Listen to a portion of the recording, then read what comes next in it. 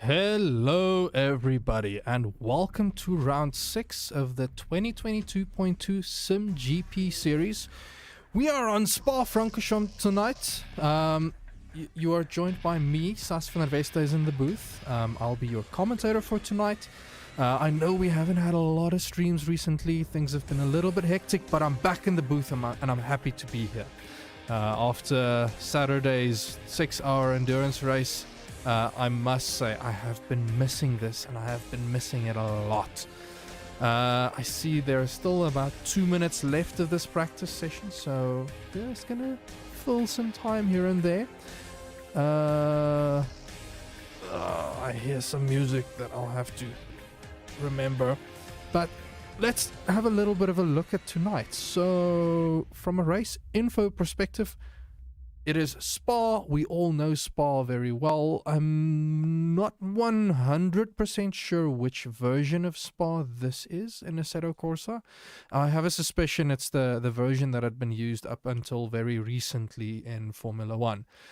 So there aren't the changes that Radion and Eau Rouge hasn't been made yet, and I think after Bruxelles No Name also doesn't have the updates, but it's the Spa that we know and love. Like, not much has actually changed, so we can still have some good racing on here.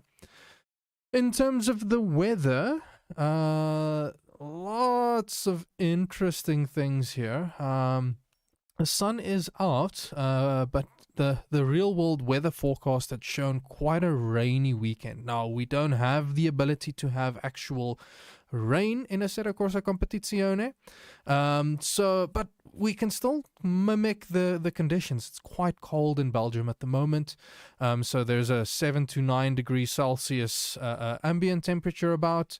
The 0% chance of rain. There is a relative wind, a northeastern wind. Road temperature is around about the same spot. Like, when it's this cold, the track doesn't really tend to warm up as much. Track condition is green. It's as if the rain has washed away everything. So from a stats perspective, we start at what we consider 95% grip. The track will gain grip for every 132 laps completed. So essentially, each car completing one lap is considered is counted towards that total. So for every 132 laps, we'll see the grip increase by 1. But that said, because it's wet, we were trying to mimic some of the conditions a little bit here and there. So it's not going to gain as quickly. I actually think there aren't enough laps in the race for the track to actually get to 100% grip. The grip transfer in between sessions, all of the grip that had been gained, 90% of the grip that had been gained for that session will be transferred, and there's a randomization of around about 2%. I don't have any division movement for you. Let me just think quickly. I also unfortunately don't have a lap guide today, but Let's get back to the main view. I'll bring up the HUD as well, so that we can start just having a gander at what the drivers are capable of here. It is close to the end of the season, so we are seeing attendance here and there drop off a little bit. Currently, Gascoigne looks like he is top of the log during practice, so in overtime, I think as soon as our lap with him is finished, we'll tick on over into the qualifying session, and he goes into the pits. So from a race rules perspective, there's a few things to keep in mind here. And as we see, let's jump to my view. Let's see if we can find a TV camera and go to someone like Byron Thompson. We are currently in overtime. Drivers are just getting their setups ready and loaded. They're trying to get ready for this qualifying session that's starting soon. So in the top left, we can see that the track is still slow at 95%. Ambient temperature of 8 degrees Celsius with the track at 9 degrees, and there is a 10 kilometer per hour northeastern wind. I am not 100% clued up with what the layout is of Spa in relation to magnetic north or northeast west. But I think that should give us an idea, and we bump to the start of the session here. So while everybody is on their out laps, loads of cars almost having a bit of a coming together there in the pit exit. The drivers have told me that with the current track conditions, things are a little bit tricky. They are struggling to keep it flat through Eau Rouge and Radion. So the track grip isn't quite there to have a comfortable ride throughout the lap. And I think it's going to make for a really, really challenging race for the drivers tonight. In YouTube chat there, Kyle, hey, hoping we can get some other people joining in soon. I am excited to be back in the booth here and bringing all the action for everybody. I can start speculating on championship standings though. So let me go and do some digging quickly. I'm here, but I'm not necessarily going to be talking all that much. I'm just looking to find the standings for now. So currently after round 5, we have, with one drop round already taken, well, considered for the drivers. In P1, we have Emile de Villiers with 394 points. Emile has already taken his drop round, so he has to finish both these races in the series. We still have one more race after this one. I think I'm trying to remember on what track it's going to be. Nürburgring. Okay, so we still have a Nürburgring race that is left after this to see what the drivers can do. And as I see these times pop up, surely they haven't completed laps just yet. So okay, it's not the end of the world. Let me just double check something quickly. So we're on board with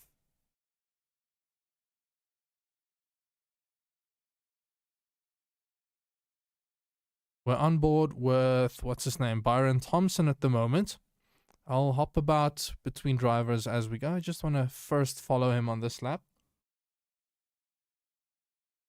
Kyle, P1 in the standings isn't online yet. I'm not sure what you mean by that in terms of online available or online on the server. Oh, yes, you are. No, Emile is there. Currently in P7. Emile, according to our admin sheet, Emile is in the lead with 394 points. Corné Breed is following on in P2 with 385 points, and Hein van Niekerk is currently in P3 with 381 points. It's relatively close for P2 and 3 at the moment, but I wouldn't put it beyond doubt that, well, depending on how Emile does tonight, I don't think there is much that Corné can do to close that gap. Corné has almost a 10-point gap that he'll need to close. So in the next 2 races, he needs to outscore Emile by 5 points in each, or 10 points in total. And Emile has shown an immense amount of pace. Out of the 4 races that he's attended, he has won 3 of them and finished P4 in the 1. And I think that was a little bit of an unexpected one. So I'm not putting it beyond Emile to do really well. There is a 3-point gap between P1 and P2, and for finishing, P1 gains 3 points more than P2. P2 gains 2 points more than P3, and then it's a 1-point difference from there on downwards. So if Corné wins both races and Emile places second in both, Emile will effectively wrap up the championship. That said, Hein and Corné are much closer. I think if Hein can land a P2 if Hein can finish ahead of Corné with both these races, he should be able to cut him off. And it also depends on Hein's drop round. Hein has finished 4th in 2 of the races he's already done. He has attended 5 already, so it's going to come down to the wire, I think, for P2 and 3. Ruben Krier in P4 is 7 points adrift of Hein, so it's also one of those he needs to finish quite a bit ahead of Hein to progress in the championship. From a team championship point of view, this is, I think, where things get a little more interesting. We have Jeremy and Emile de Villiers is forming de Villiers Motorsport, currently in the lead with 763 points. And then we have Skytrim Racing with Hein and Van Niekerk and Ruben Krier. They are totaling 755 points.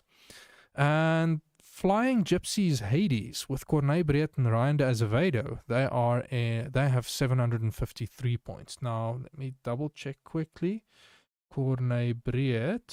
Okay, Corné is in 2nd, and Ryan is currently in 7th in the Drivers' Championship. So there's still opportunity for Hein to make up some positions here. His worst score was 89, which I think was P9. Judging by the small field here, there is the possibility for Hein to do well. Right, all of that crap talking by me and looking at driver standings, and I haven't really paid full attention to what's happening on track. That run is very, very wide there, Ronald Childs. Hein van Niekerk currently running with a 143.4 lap time there, and he's on the HS. I can't remember offhand what some of these tires mean. Ooh.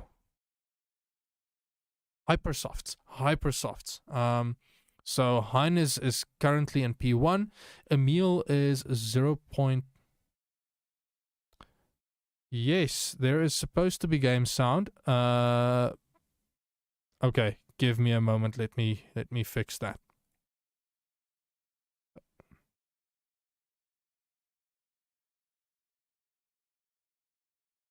I tested everything except the game sound.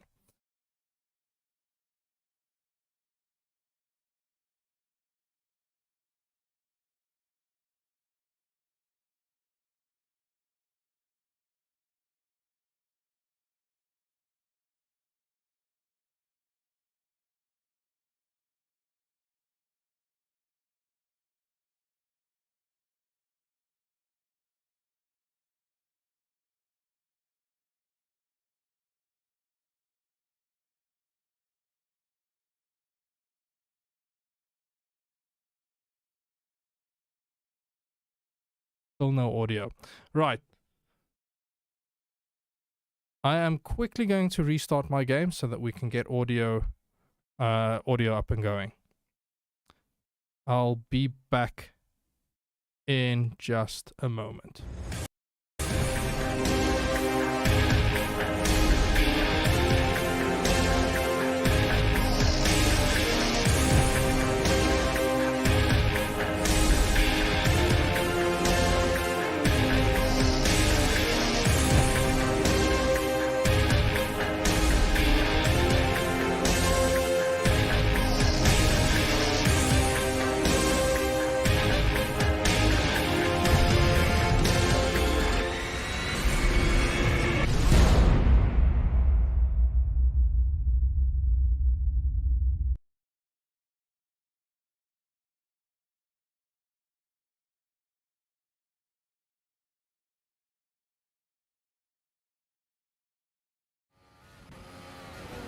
Alrighty, sound is back. Apologies for that, people. Right, so Byron Thompson has managed to leap ahead. I do see the track has progressed too fast now, which is clearly... That's very interesting to me. I'm wondering if the weather config was correctly loaded. Let me just double check.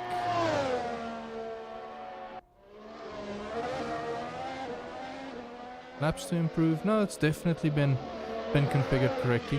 Okay, no, then these drivers are just giving it their all. Right, so we have Byron Thompson in provisional pole at the moment. Yes, sound is definitely back. This is what happens when I trust that things are working. When I had a long stream and I didn't realize it isn't the same game.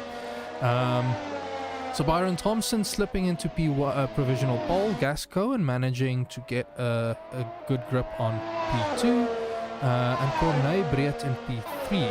They are quite a ways adrift of Byron Thompson. So Byron having unlocked a little bit of pace here. That's almost coming out of nowhere. This is Corneille Breet now. He is coming to finish a lap and he is 4/10 up on his delta. So this is all track progression now. I think it's going to boil down to who is managing to start their very last lap just as the checkered flags, just before the timer ends. So there might be a little bit of strategy involved here. So Emil, I think he is currently on an out lap. Oh no, that is sector 1. I don't have any deltas for him right now. Okay. Unfortunately, that's now what I get for having to restart my game. But let's ride on board with Emil. He is one of our championship contenders, so I am sure he'll be laying down a blisteringly fast lap for us. Sector 1 is already 3/10 up on his delta. Down. I don't always know which way to talk about it. Being 200 kilometers through those corners is an immense speed to be carrying. Just goes to show how much grip these cars have. Ooh, sector 2, 5/10 slower. So it does look like Emil is a bit of a low downforce setup here. It's going to be interesting to see how that compares in sector 3, which is also... I mean, you can get away with a low downforce setup for the amount of time that you're spending just flat out on the straights. Looks like a decent exit. Car gets a little bit squirrely. Oh no, sorry, that was read the wrong way. So Emil leaps up ahead and he manages a 142.5. Right, let's go see if we can find another driver. This is either John or I think it's most likely Jude Stewart.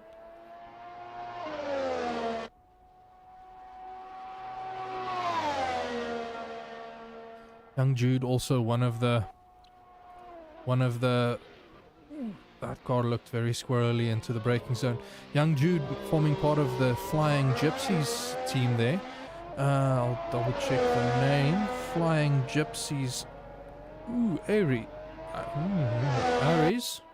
I don't know right now. Young go-karter who's shown that he's got quite a bit of talent, especially here on the sim. I remember having some intense battles with him when I used to drive in these open wheelers, but I have also since realized that I just don't have the talent. In YouTube chat, Barry Mayer there as well. Hello, welcome. Thanks, gents, for telling me that there's an issue, that there wasn't any sound. That was a huge oversight on my end. Alright, Ruben Krier is coming to finish a lap. He looks to be 5/10 down, 5/10 slower. So he's going to be starting a new lap, I think, unless that was his fast one, but it does bump him up into P6. And I jump to Hein. Ooh, he's just flirting with track limits there. Wondering if this isn't perhaps an outlap for Hein and that he'll be starting his fast run. And that's what I said. This is where you need to look at your timing. Are you aiming to exit the pits with enough time so that you cross the finish line just before time runs out? Ooh, and he overcooks it out of the bus stop chicane there. Hopefully you can get it off the racetrack. It's not in the way of other people. Right, let's go jump to someone else. Jeremy de Villiers down in P10. Interesting to see Jeremy down that far. He's usually one of our faster drivers. But 13 seconds on the clock. He does bump to P8. And that might be it. I don't think he'll have enough time to do another lap. Well, it depends on his battery charge, and someone just for a moment there has to take a bit of evasive action.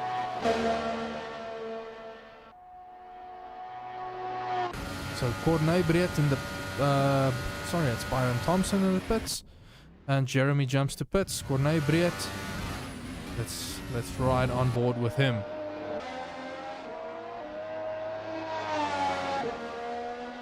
Not looking good for him. If this delta is anything to go by, he's already 3 seconds down. I'll have a look at his mid-sector time in just a moment. Otherwise, I think I might be able to jump to Lawrence Stern and see what he can do.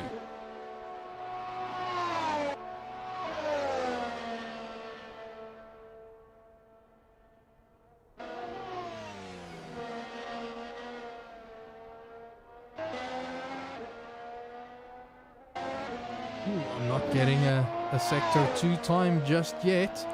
Ooh, okay, this might be a good lap for him then. Let's not pay too much attention to that delta. I think Cornet is really pushing here. He seems to have gone for a slightly higher downforce setup than Emil for qualifying. We don't know what they're going to be doing for the race itself.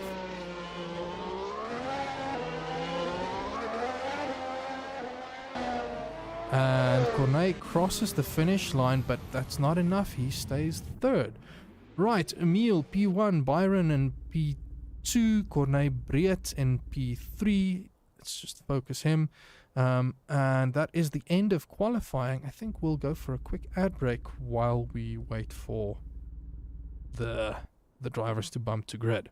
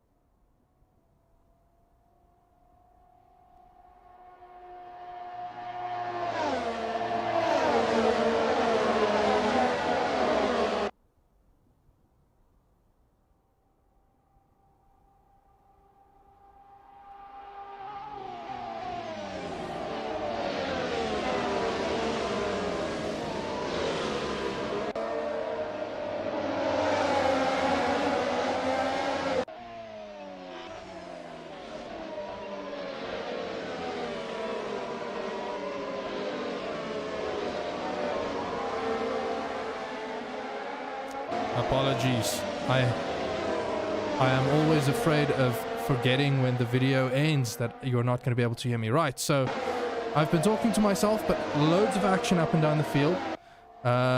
Emil, at the moment, comfortably in the lead. Byron Thompson is hunting down Hein van Niekerk. Where is Emil? Has he buggered off already? Yes, Emil has somehow managed to pull a massive gap. And he has just checked out. I think all of the drivers squabbling has lost a whole bunch of time. So, Corné Briat side by side with Byron Thompson. But he backs out into the chicane, takes the wider line. Can he get the better exit? Gets slightly boxed in there.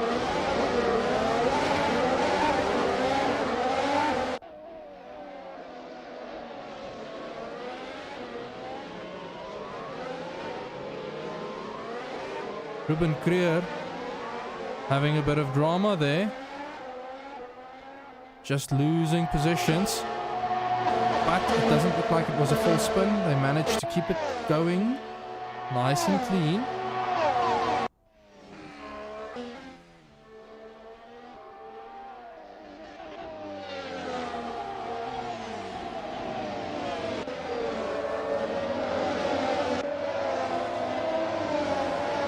Ruben and Jeremy swapping places there, or Ruben just having a bit of a look, but Jeremy managing to defend quite nicely. Ruben on the inside, Jeremy into Bruxelles, but Jeremy managing to keep that car on track, making it stick. Is there going to be a move into Pouan? Ooh, that was one of the Stewarts, I think. That's John Stewart. I'm not sure what exactly happened there. Was it... No, it's Ronald Childs. Oh no, that's so unfortunate. Kyle, yes. Oh yes, you are correct. Emil is on the ultra softs, and this is maybe where I think interesting differences in strategy arise. The cold temperature might mean that the ultra softs can be made to work, especially if you are comfortable running in clear air. Little bit of drama, 3 drivers swapping around. Jeremy de Villiers. Ooh, there was drama through... What's the... there was an unsafe join out there, I think.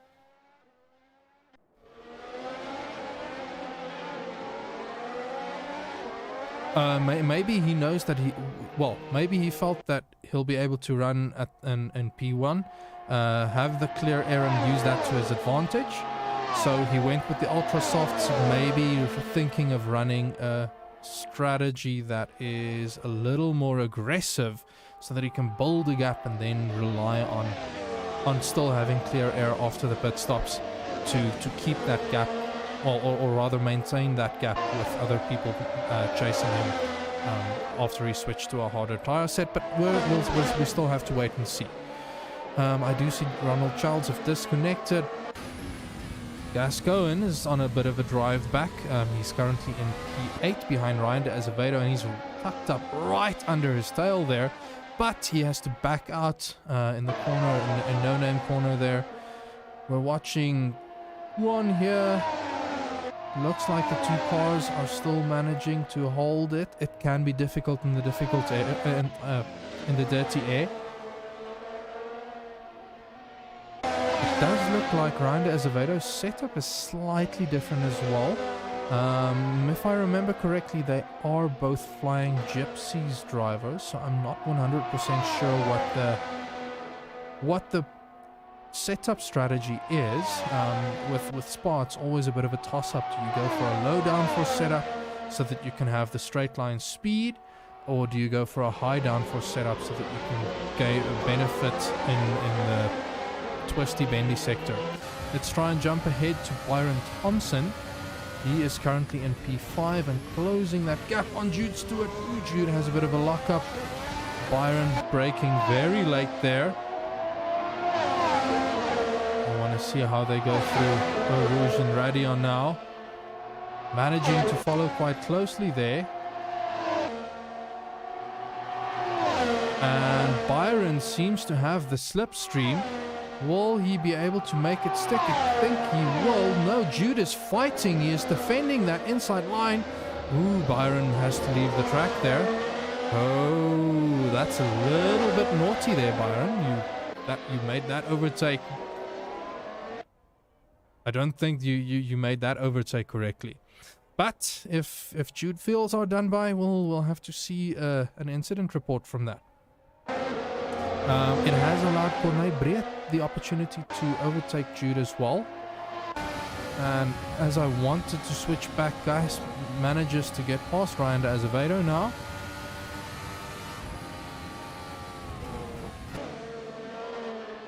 And we'll have to wait and see if this gap opens up, if Ryan can hold on to the back of Gas there.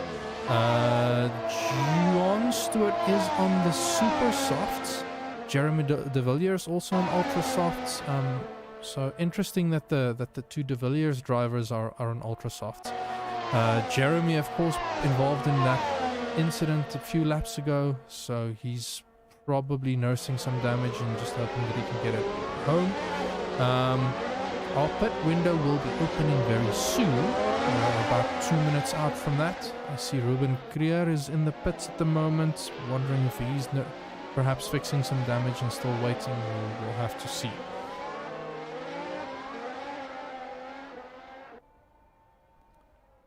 Corné Breed closing the gap on Byron Thompson. This is a very long straight, and with that car up ahead punching a hole through the air, it is an optimal overtaking spot opportunity as well. But it does look like Byron is defending very hard with his ERS deployment. Manages to stay ahead, but I don't think that gap is going to stay like that. Corné is on the softs with Byron on the super softs. Maybe Byron is starting to struggle.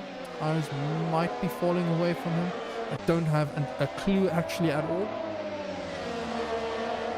It has been interesting seeing how the drivers are making these soft tires work. Previous experience with these cars has shown me that it's really, really tough to make them work. I tend to lock up and then overheat them way too quickly.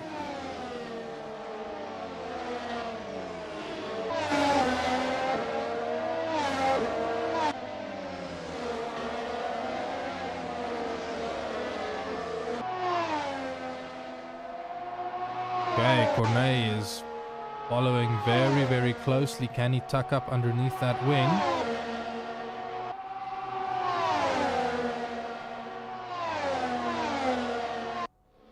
Into the bus stop chicane. Corné going for the outside. That will put him on the inside of the next corner. Byron bumping over the curbs. They're almost running into Corné, but Corné is still ahead. Will they be side by side going into turn one? No, they won't. Corné managing to just run away from Byron there. Can he now extend that gap through Eau Rouge and Radion? I'm sure Byron will be trying to stay close to Corné right now, try and use that slipstream, get the toe to try and make the overtake stick again.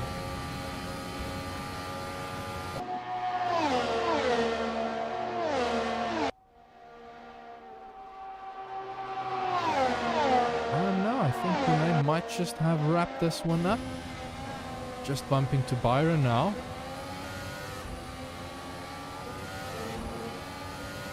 This gap will slowly be relaxing. I'm actually curious now. Got to run my application to spot some pace values.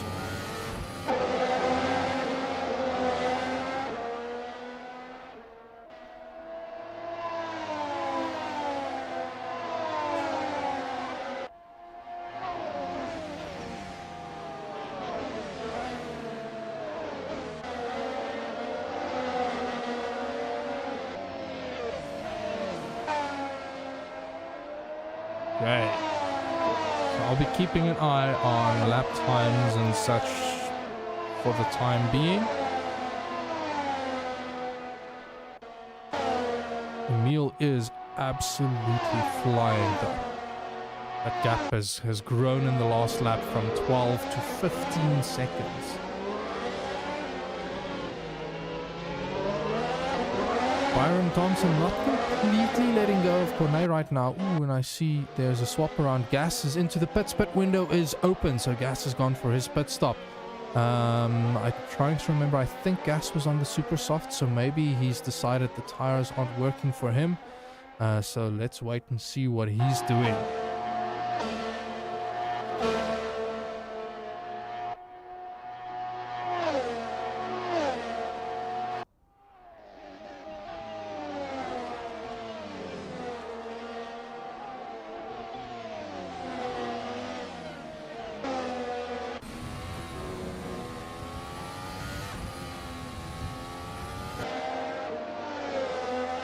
Gas perhaps making this strategic decision here. He has come out on the soft tires. So now I'm not sure what the plan of action is, but if I look at the situation, Gas is out of the pits and in very, very nice clear air. He is slightly behind John Stewart, 6 seconds behind John Stewart. So as the cars in front start pitting, Gas might be able to use the open air instead of ooh. And who's that? Byron Thompson has quite the slide coming out of La Source there. And he's going to have to go and recover that. Is that tire degradation just catching out Byron a little bit? Or was he a little ambitious on the throttle? Not sure what happened there.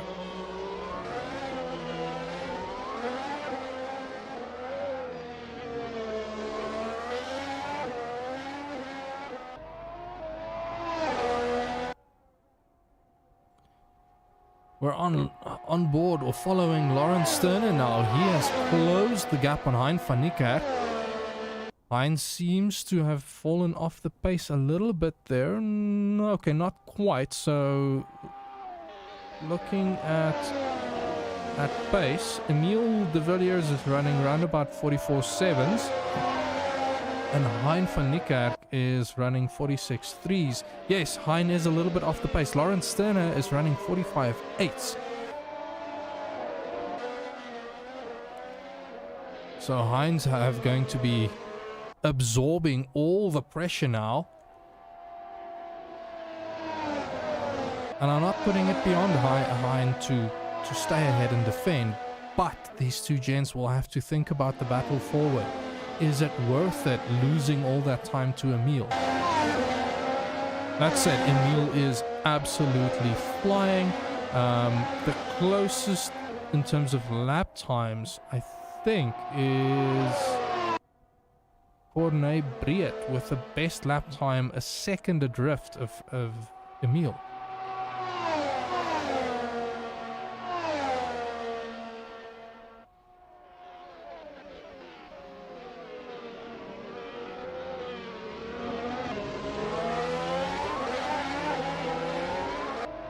Lawrence choosing to just open his wings slightly later there.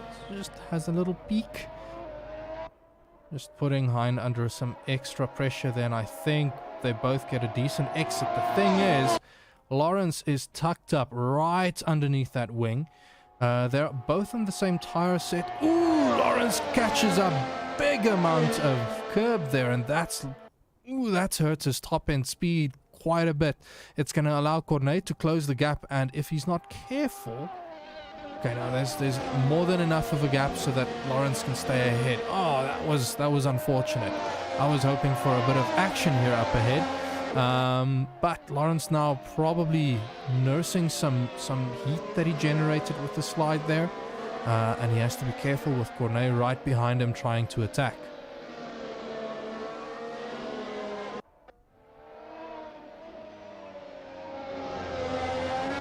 Down to Puan.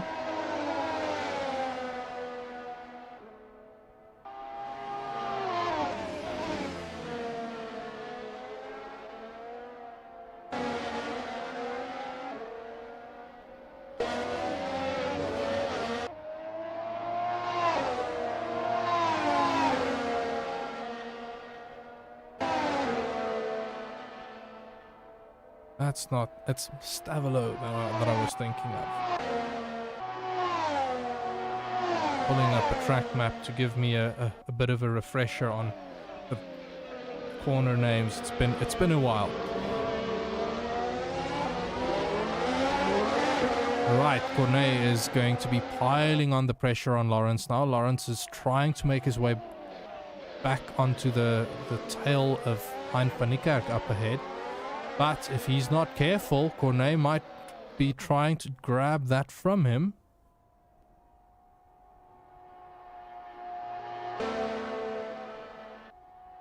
I do see a position swap there between Gas and Jude. Gas making really good use of a split stop there. And Lawrence Sterner managing to stay ahead. Clearly that tow is immense that he was receiving from Hein. Cornet just not able to close that gap.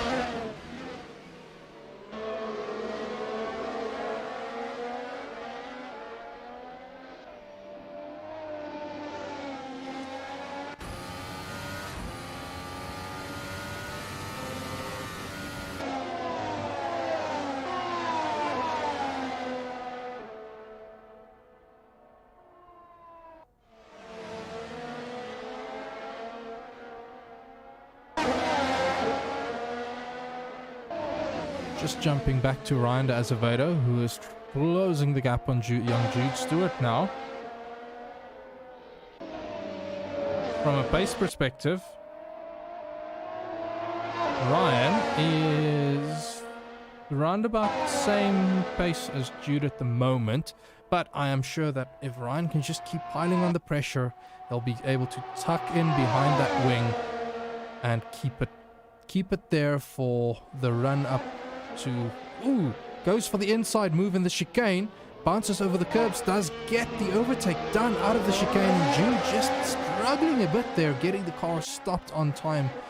He's been locking up quite a few times, so I'm thinking he's on the brakes, he's just not quite matching everybody else. And as I say that, Ryan has a bit of a lockup through La Source, but they both get a decent drive, although I think Jude might have the run on Ryan de Azevedo here.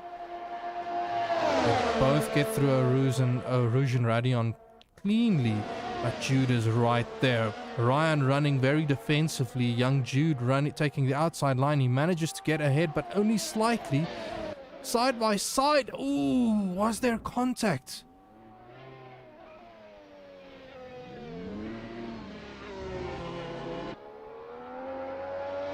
And it looks like there was. Ryan waiting for Jude, so Ryan feeling that was his fault. This is the type of racing you want to see. People do make mistakes, but they acknowledge their mistakes and they get back to it. Right, jumping back to Corne Breed up ahead. Lawrence Sterner slowly closing that gap on Hein. And meanwhile, Emil is just checked out. 23 seconds up ahead. Ooh, someone has a very bad spin there. It's Stavelo. And that has cost Corne. It was Hein. It was Hein. I wonder if I caught that on an instant replay. No, I did not. Let me just go double check. No. Okay. Something is clearly wrong with my replay. Right, so Corne dives into the pits right behind Hein. They're both suffering from a little bit of damage, and that means it's promoted Lawrence Sterner into P2 now. Solid podium finish going to be a solid podium finish for him. It's unfortunate to have seen Hein and Corne come together there, but hopefully they can get their cars fixed. My apologies, my internet seems to be slightly finicky. So Ryan de Azevedo yielded the position to young Jude after they came together at the top of the Kimmel Straight at Les Combes. He's managed to get the overtake done with. I am sure young Jude is going to be tucked up behind him and trying to make his way back. Meanwhile, just jumping back to Hein van Niekerk, he is running very close behind John Stewart, who's also not probably had the easiest race. I saw him having a bit of a coming together early on.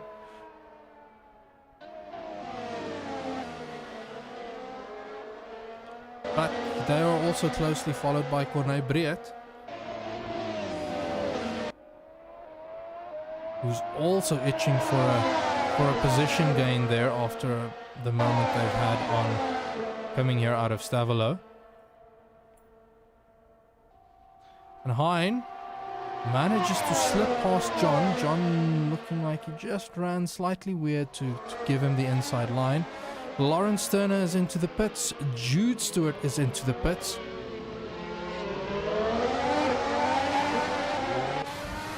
I'm actually. I want to see if Lawrence is still stationary.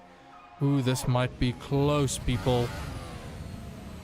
Lawrence exiting the pits, but this is going to be tight. Just in front of just behind Hein van Niekerk, side by side with young Jude. Ew, that was... I am not 100% sure what happened there. He might have clipped Jude. I don't think so. But Lawrence making that mistake again, eating the curb and just losing control.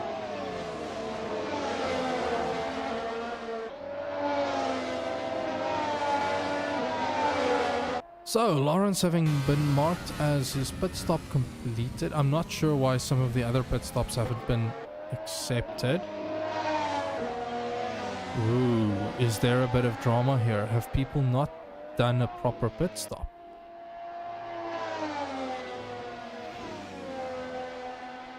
Interesting. I'm now not 100% sure what's going on. Right. But as I say that, Emil has... he's flying up the Camel Straight at the moment. Heading into Lake-Com. This man has checked out. Best lap of a 1:43.68. His last lap... Why is that showing his last lap as his best lap?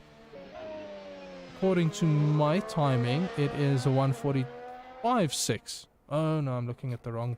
No, his last lap was his best lap, 1:43.6. So, Emil showing that even though the tires are going off, he is absolutely flying. We are almost... well, 36 minutes left on the clock, so not quite at the 50% mark yet. I am very suspicious. I have a feeling that Emil is going for a 50-50 strategy, which in my view it makes sense given the balance would probably be the best on a lighter car with the best, well, with the fastest tires that you can get. He is a good 45 seconds ahead of Byron Thompson in P2 at the moment. Byron not having pitted yet, if I remember correctly. But I'm also now not 100% trusting my timing tower. There might be a slight bug in there that's not tracking their pit stops correctly. Emil slight lockup on the inside tire there through La Source, but probably not the end of the world. Clean run there through Rouge and Radion. And where does he top out? 320, 330, 336 kilometers an hour. That is absolutely blistering. And I think that was without a tow. I'm seeing top speed values reported on my timing monitor app of 349 kilometers an hour for Emil.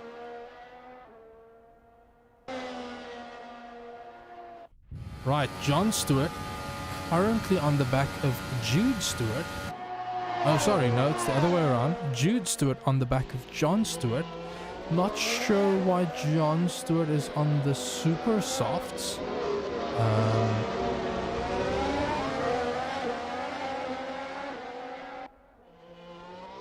He does pull over, leaves young Jude enough room to get by cleanly, and Jude can go focus on trying to get to the back of Corne Breed. Up ahead,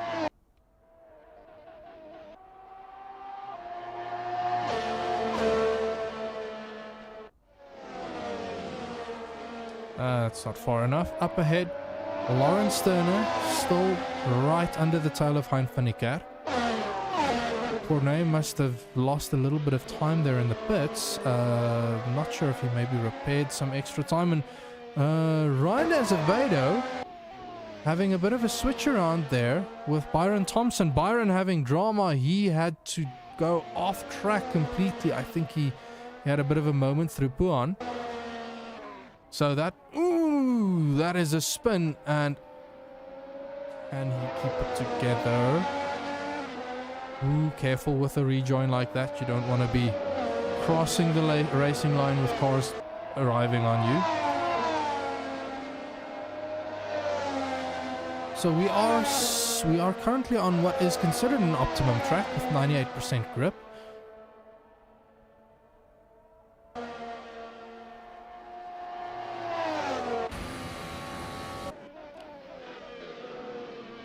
I'm still looking at Lawrence here for Odin Racing. Right underneath the tail of Hein van Niekerk. Hein is going to be working very, very hard with this defense.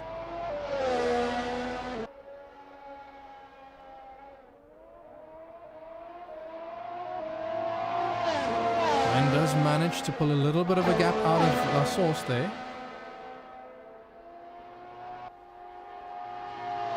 And I see Byron Thompson diving into the pits. He's had some drama that he's now gotta go and fix. Maybe he's taking some new tires after he overcooked his current set a bit.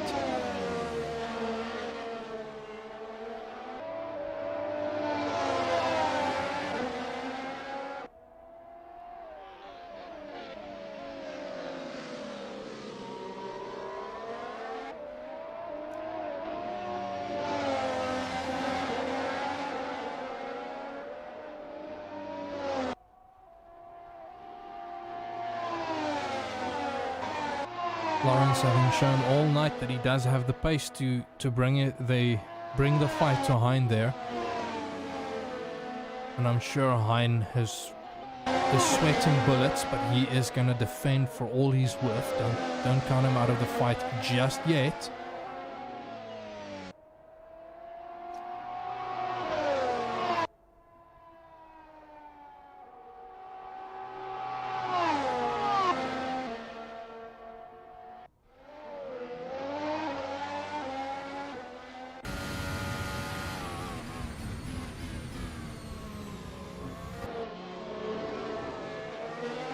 Lawrence not having the best line through there. He would want to be running a line that gives him a slightly better exit out of the chicane there. Does look like he got a decent exit out of La Source, although maybe not the best. Hein knows that if he can stay just over 6/10 ahead, Lawrence isn't 100% able to close that gap, and the two drivers also not really knowing what the battery levels each one is carrying.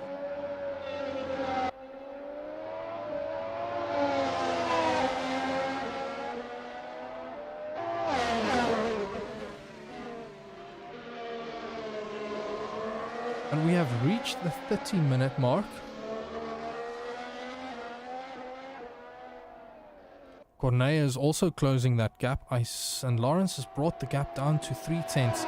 This is the ebb and flow. I have a suspicion that Hein has gone for a low downforce setup, whereas Lawrence is maybe running a slightly higher downforce setup. Let me just confirm. Lawrence Stoner 349, Hein 350 kilometers is the top speed.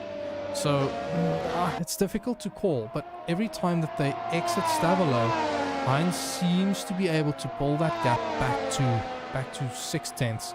So Lawrence not quite able to capitalize on it yet, and their bickering or ding-dong battle here is going to allow Corneille Breed to catch up.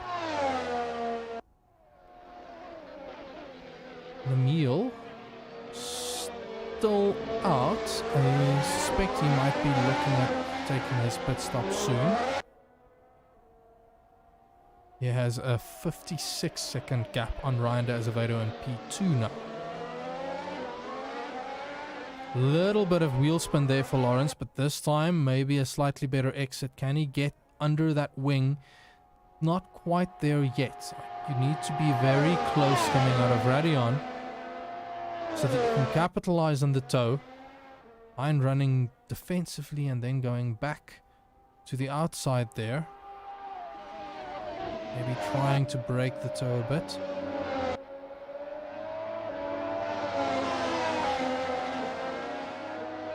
So pace-wise, Hein running round about 46.6s, Lawrence running 46.4s, but Corneille running 45.7s. So these two drivers are going to be battling very, very soon. As things stand though, Hein is not in the best positions to be outscoring Cornet at the moment.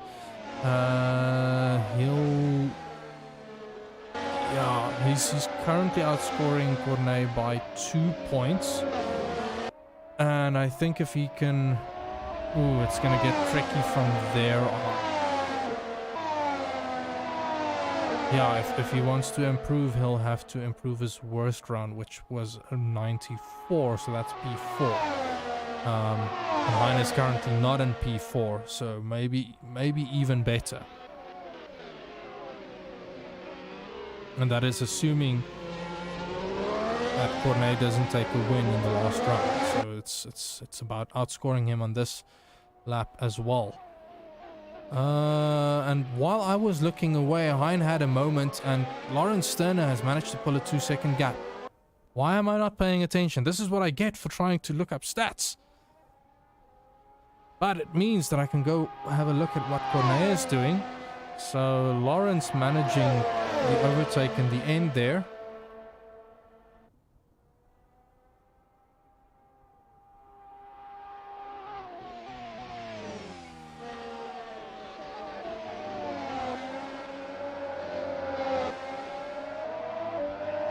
Well, I think if you saw Emil pit, he probably pitted. Their pit stops are so quickly, it is easy to miss.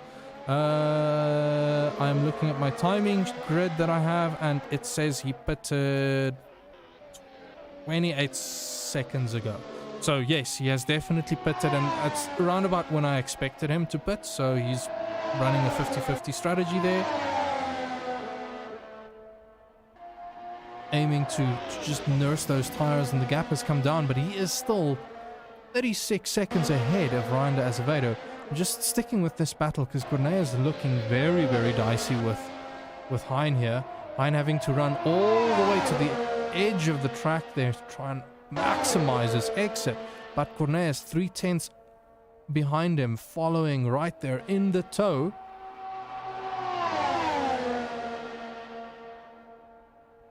Will he make a move into the chicane? No, not quite. It's going to be a little bit of a lunge. Ooh, and Hein spins it in the chicane. Tonight, Hein not having the best of luck. Been his own worst enemy. And that is so unfortunate, Hein. Get your head down. Keep the focus in. You can still have a great race here. Keep at it, buddy. Just hopping back to, well, forwards to Emil here. So he's already pitted. He is 37 seconds clear. Right now, Emil can just focus on bringing that car home.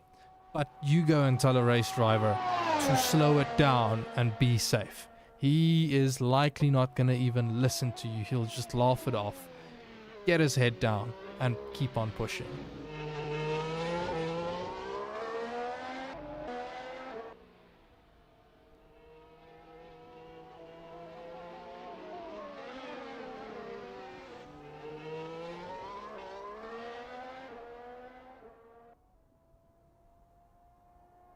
Well, I have a little bit of a lull.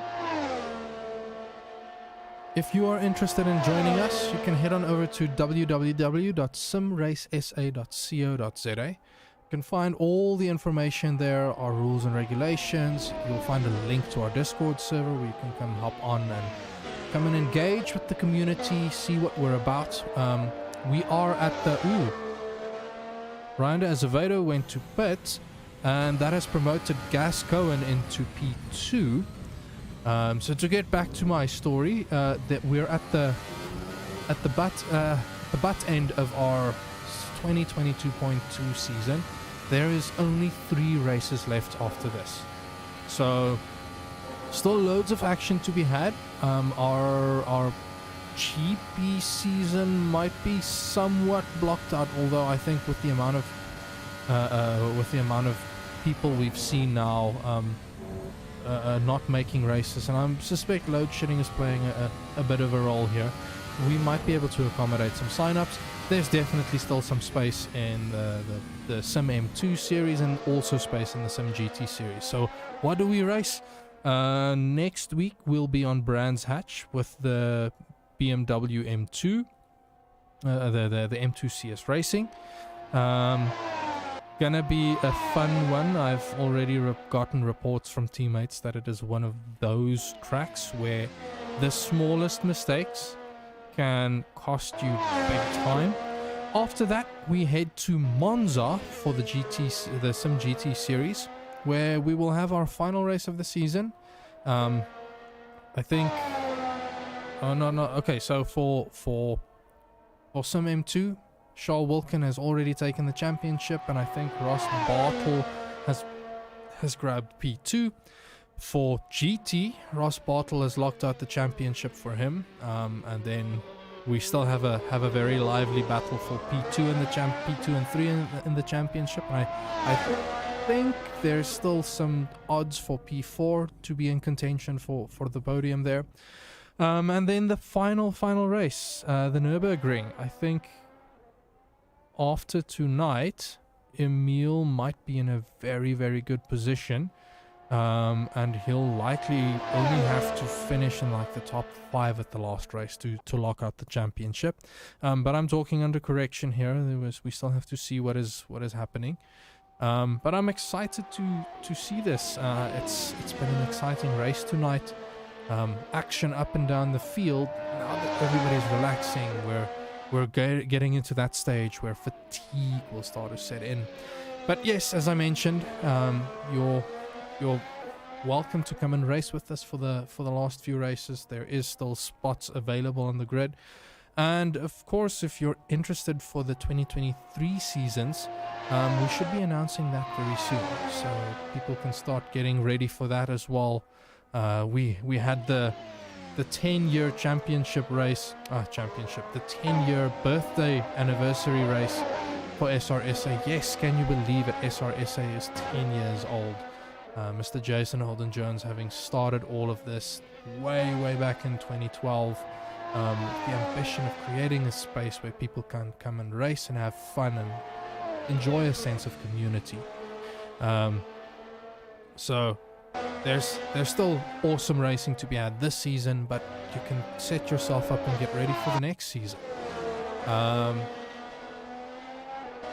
There will be 1 or 2 rule changes as we need to adapt and shift things here and there. There are plans in the works on how we structure our championships. We're not expecting a lot to change. We're trying to embrace this platform that we're on, simRacingGP. And there will be 1 or 2 changes in how incidents are handled, but I'm getting ahead of myself. It hasn't been finalized just yet. Push comes to shove, we'll run things as they are this season, which I think has been relatively successful, barring all of the load shedding nonsense that has kept people from racing. And it's sad, but unfortunately, as South Africans, that is what we have to deal with. So Jude Stewart into the pits. I want to keep an eye out now. Just gonna keep an eye on his timing position there. Does it mark this pit as completed? I really hope that people's pits have counted, because I'm worried that we'll see a mass disqualification round here happening.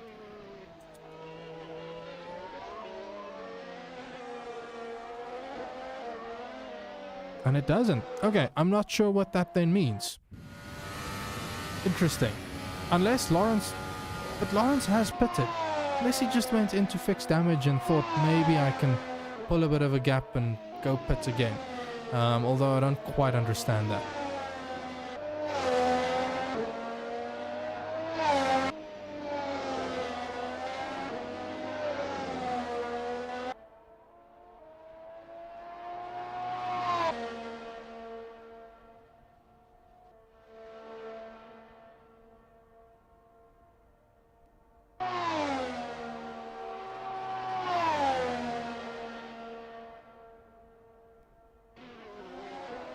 Okay, Lawrence Sterner doing a personal best. Corneille Breed 2/10 quicker than him, so let's go and see if we can find that battle.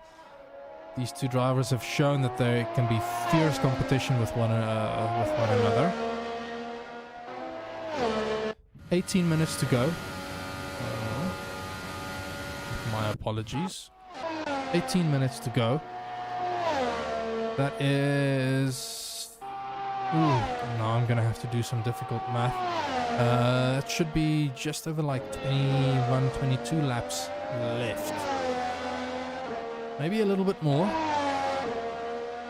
No, can't be that many. Emil has only completed 23 laps now.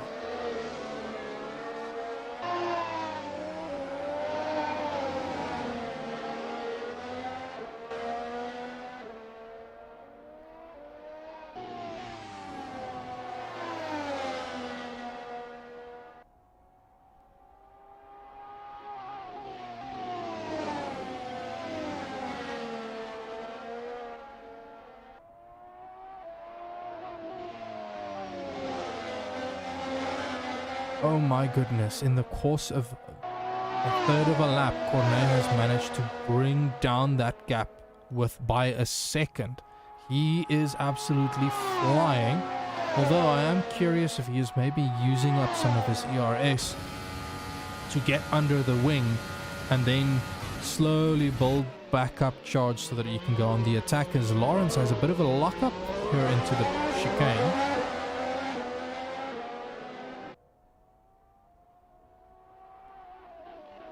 Cornet doing his personal best of a 44.5.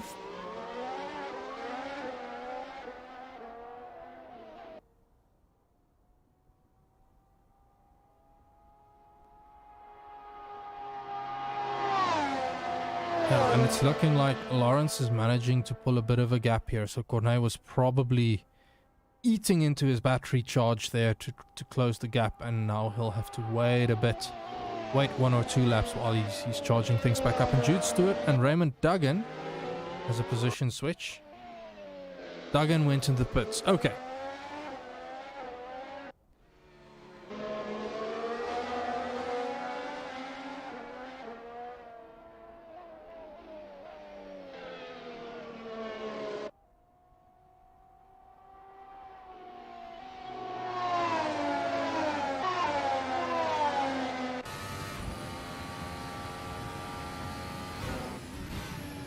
Raymond having a bit of a slow pit stop there. He does get out and going again.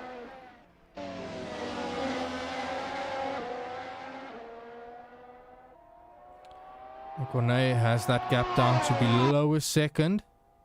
Can he get to below half a second? Because that, I think, is where the magic toe gap is. 0.6. We've seen that the drivers can defend and stay ahead.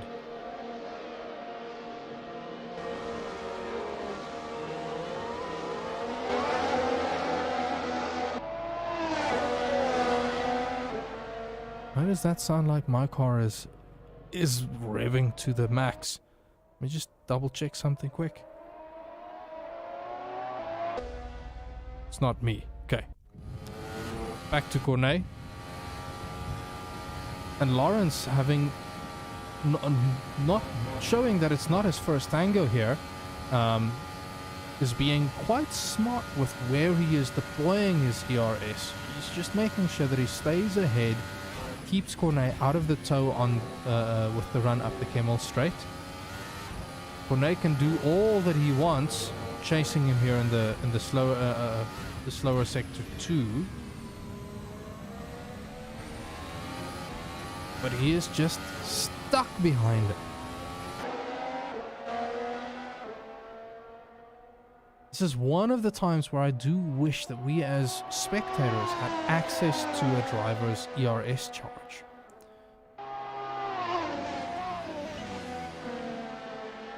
But it's an unknown that drivers have to account for, and I can see the reasoning for not wanting to give all that information away. I do see Raymond Duggan closing in on John Stewart. I'll switch back to Cornet in a moment if I see that gap changing.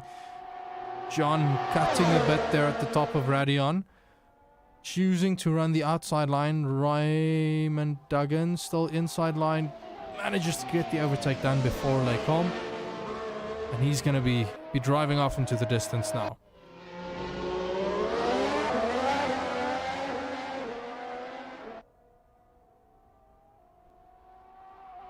Lawrence now matching the lap times of Cornet.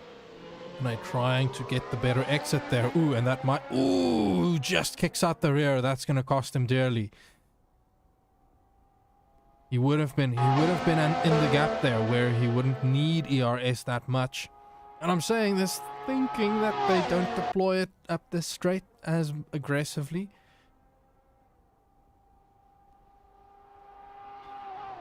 But I'm certain that Lawrence did. He absolutely had to in order to keep things going there.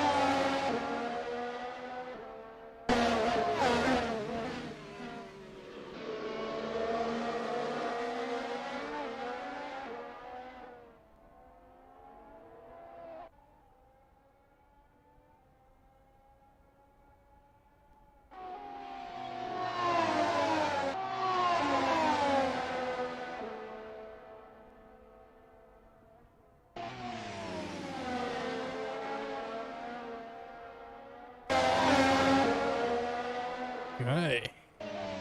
Cornet now getting under that half a second gap. It's really tough through Stavelo here. The run to Blanchimont. And having to keep the car within track limits while trying to keep that gap as close as possible. Stay on board with Cornet here. Just stepping out the rear, and I don't think he's going to quite be there. It's a tenth slower than Lionel. Does get a really good exit here. He is 5/10 behind Lionel, Lawrence Sterner, but Lawrence is just from the RS and managing to pull that gap, stay ahead. And Cornet is kind of the fence. Well, attackless. His teeth had been pulled out.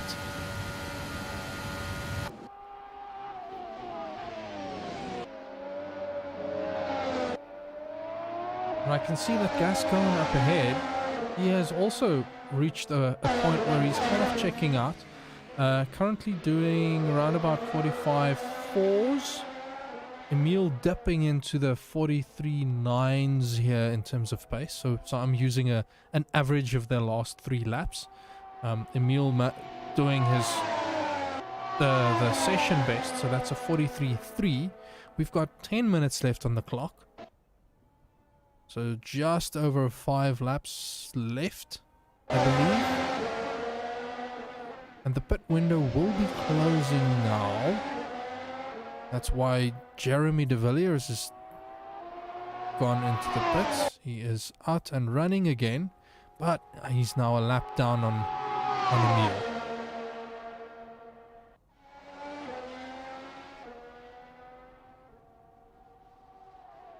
Side by side into the chicane. Lawrence choosing the inside line, but will that put him off? No, it won't. Cornet has to fall back in line.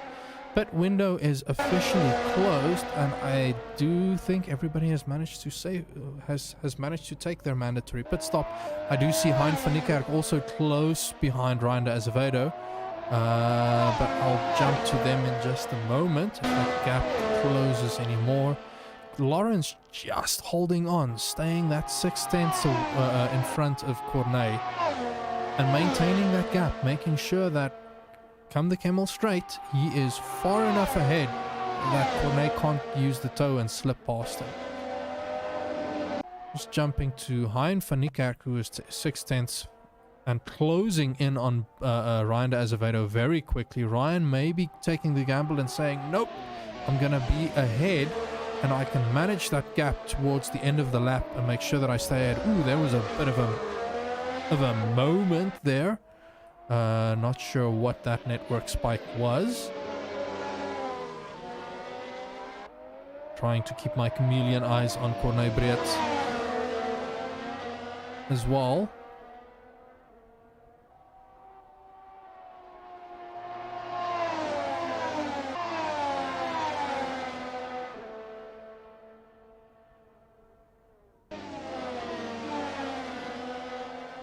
Ryan showing that he is faster in sector 2 there, so he can manage the gap, and it's about getting a good exit out of La Source and staying ahead.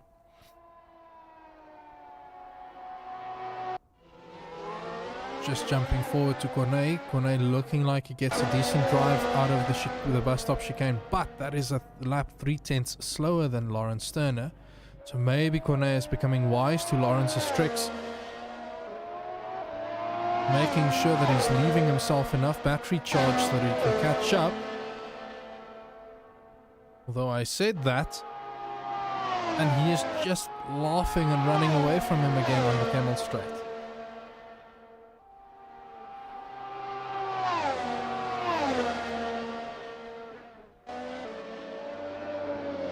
Lawrence keeping that gap to close towards the second side at the end of the Camel Straight almost every single time, and it's concertinaing quite a bit, which makes me wonder again.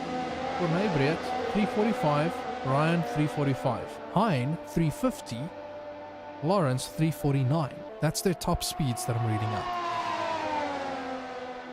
So Cornet seems like he has gone for a slightly higher downforce setup, and that's why it's opening and closing so much. And the same goes for Ryan. He's extending his gap through sector 2. Cornet is just struggling to hold on to the rear of Lawrence up ahead. Maybe he's wise to the fact that Lawrence will be able to quickly overtake him if he can't shake him after an overtake on the Camel Straight. Maybe he's just biding his time to try and buy enough of a gap. They go side by side into the chicane. Lawrence inside line. Ooh, there's a little bit of a tap, but they both keep going. I do think that is the overtake over and done with for Cornet. They are still side by side into La Source. Ooh, Lawrence, big lockup, and he's going to have to live with... Oh, Lawrence loses it. He does get going. So Lawrence losing it, but he is going to be very vulnerable from Ryan Azevedo. That gap now down to 6 seconds. So Lawrence in a matter of a few corners having gotten a bit unraveled for him. Now, to be fair, I think there was a little bit of contact, although I don't think that Cornet had much space to go elsewhere. But if that was an incident that needs a look at, Lawrence will know that he needs to head over. Ooh, Hein going a bit farming there over the gravel. That's not doing himself any favors. Right, just switching to Gascon. He's had an amazing drive tonight.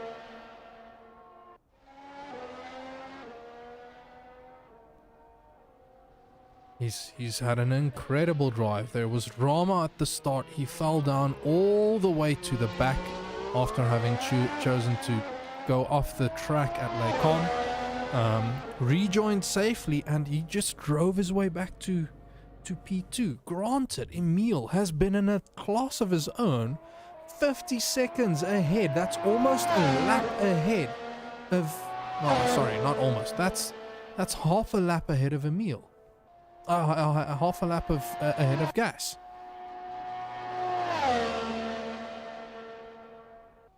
And of course, Emil. His best lap, a 43.3.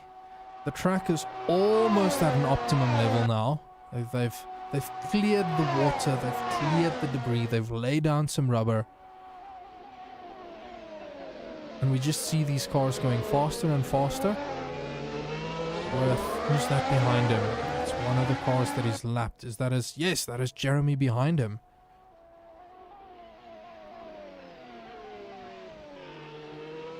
Emil having slight lockups here and there. That's probably not the best for lap time. But in these cool conditions, that might well be what he's working on to try and keep the pressure up and the heat in the tires. Raymond's flashing red there. Not sure why that was happening.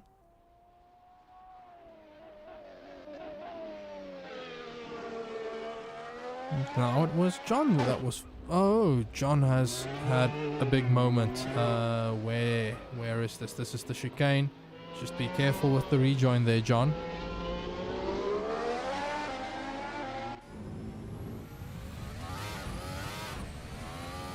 Oh, this car can spin up its wheels so quickly. You need to be really, really careful. Righty.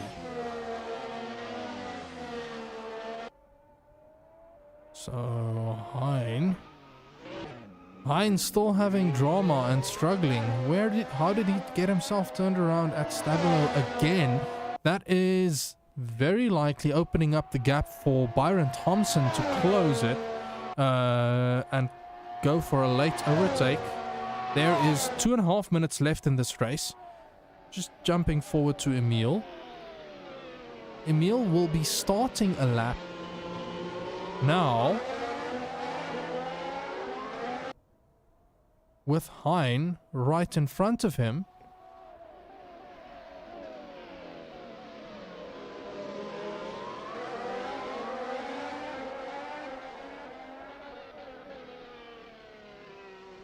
Hein doing well to stay out of the way.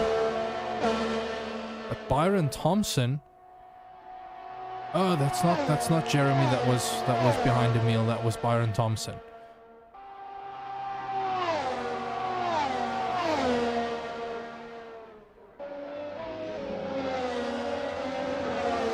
Byron has closed this gap very quickly. So, Emil coming through Bruxelles now. This will most likely, this is the second last lap, judging by the time left. So Byron Thompson is looking very, very racy, and he might be able to secure a P6 finish tonight. Hein running very, very wide there. Tires are not liking him at all. Side by side, and Byron does look like he's got the overtake made and over and done with. Hein perhaps feeling that he doesn't have all the confidence in the car that he wants.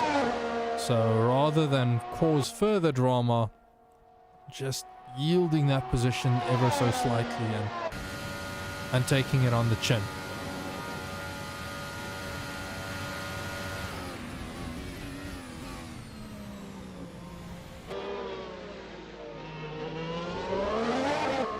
Oh no, Emil has spun.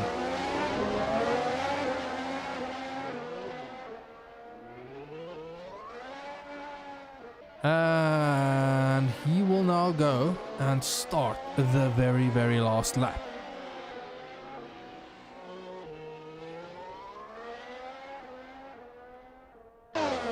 Mr. Gascoigne exiting Stavilo now. Reaching speeds over 300 kilometers at Blanchimont. And then slowing it all the way down for the chicane.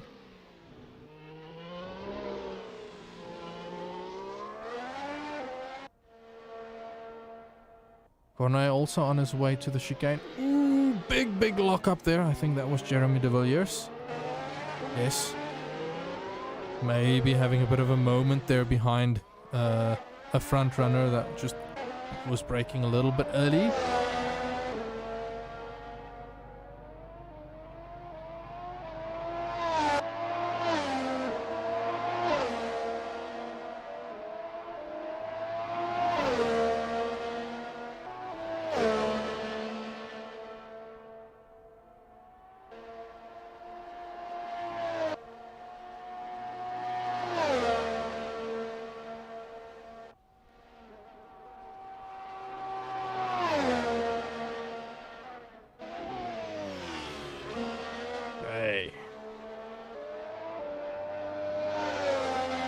Double check on Emil.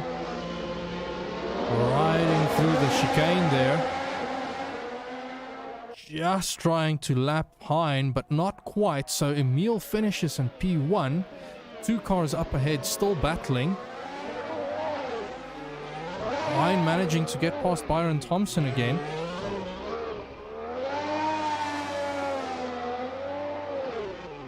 Oh no, Byron Thompson having quite the moment there. Did he have to go into the pits for some fuel? So Hein getting past Jude Stewart, who's had a moment. Right, let's go back to gas. Driving through Blanchimont. Into the bus stop chicane.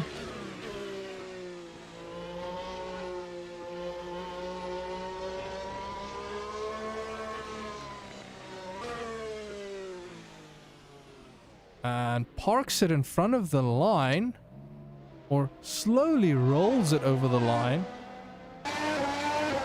to be followed by Cornet, so they can do some formation driving. So Cornet locking out P2 there, Lawrence Sterner bringing it home in P4. For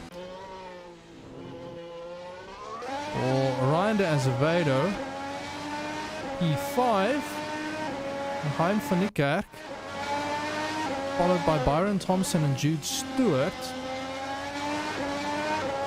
for P6, 7, and 8.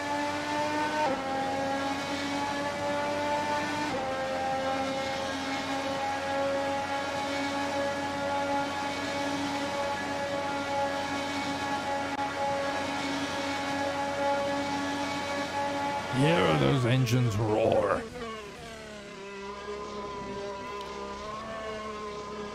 Jude Stewart following very close behind them. And that is a wrap. All 11 drivers having finished the race. Can you believe it, everybody? Ooh.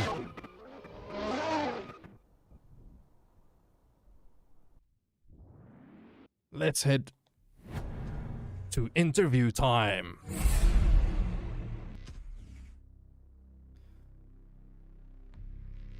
Mr. Emile de Villiers. Oh, How was that race, young man? was interesting to say the least. I'm quite curious to see what happened in the other half of the field, and yeah. There was quite a lot that happened.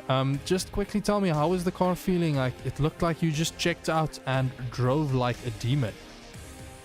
Yeah, it felt amazing. It felt really smooth. Felt like everything was clicking together, and was just a really smooth race. That's good to hear. Cornet, hello. Hello there. Congratulations on the P2 finish there, and I see Mr. Gascoigne is here as well. Congrats on P2. Thank you.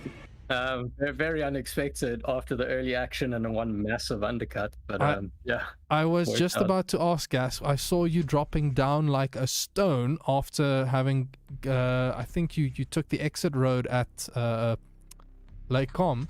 What happened there? I can't remember who it was. It was so frantic, just eyes on the apex. But I was trying to go around the outside of someone and then got speared from behind by, I think, somebody who might have just missed their brake markers. I don't know who it was. No names mentioned anyway.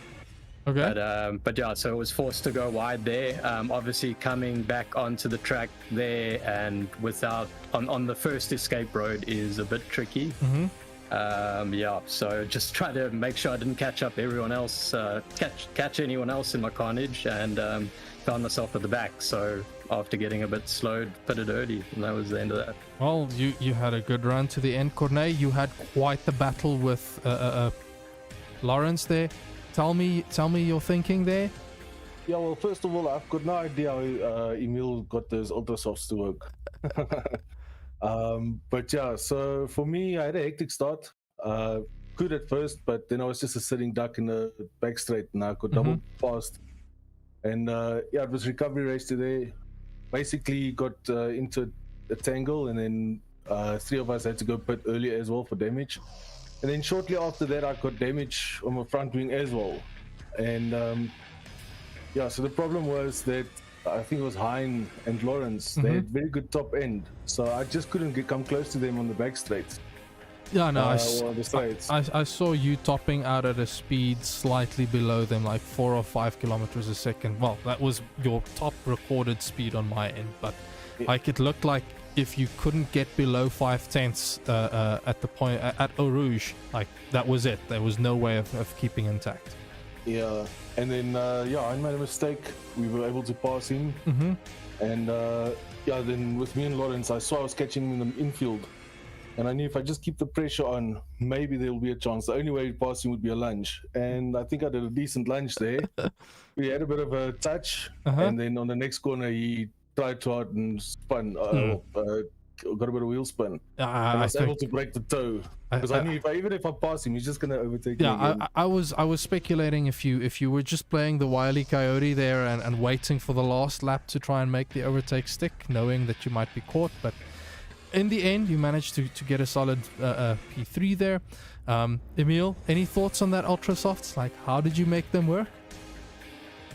Well, it was mostly just down to tire pressures. It felt like on some parts it did overheat a bit, but through most of the race it felt like it was quite perfect. I mean that's a skill that you've shown all throughout this series. Like, you can make those soft tires work for you instead of you needing to work for them.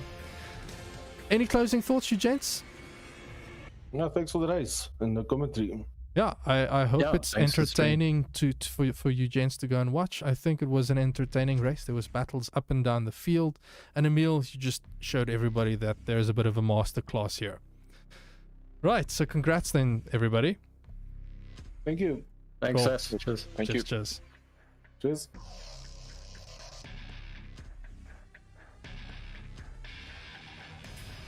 Okay, everybody is gone. So that is race over and done with.